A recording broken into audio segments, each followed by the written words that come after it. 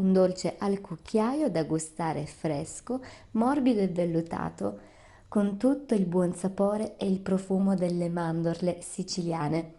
Per prima cosa vado a scaldare sul fuoco la metà dell'acqua prevista nella ricetta. Mentre aspetto che cominci a sfrigolare diventando ben calda, vado a tagliare il mio panetto di mandorle.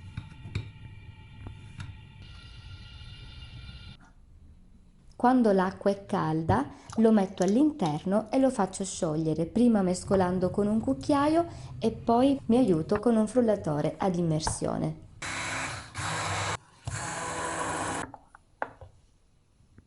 A questo punto prendo una pentola più capiente, al suo interno metto l'amido e aggiungo una piccola quantità di latte previsto dalla ricetta per sciogliere bene tutti i grumi.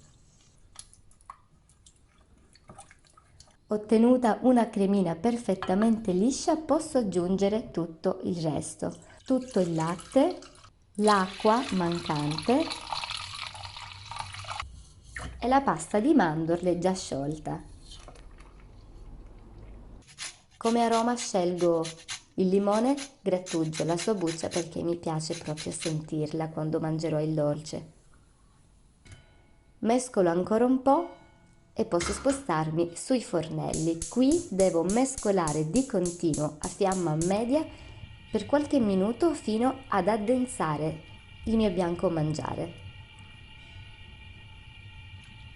Sta già cambiando consistenza, non appena appariranno le prime bolle potrò spegnere.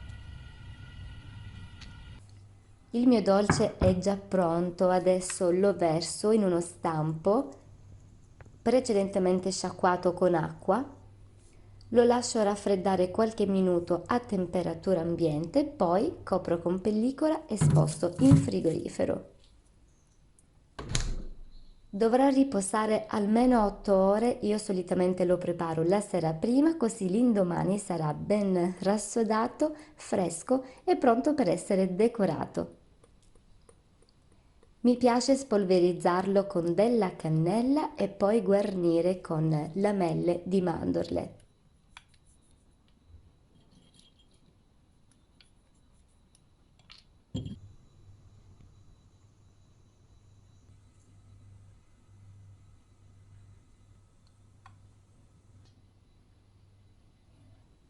La sua consistenza è talmente delicata che si scioglie in bocca, è profumatissimo, è davvero genuino. Provatelo e fatemi sapere nei commenti cosa ne pensate di questa ricetta, se vi è piaciuta lasciate un like e condividete.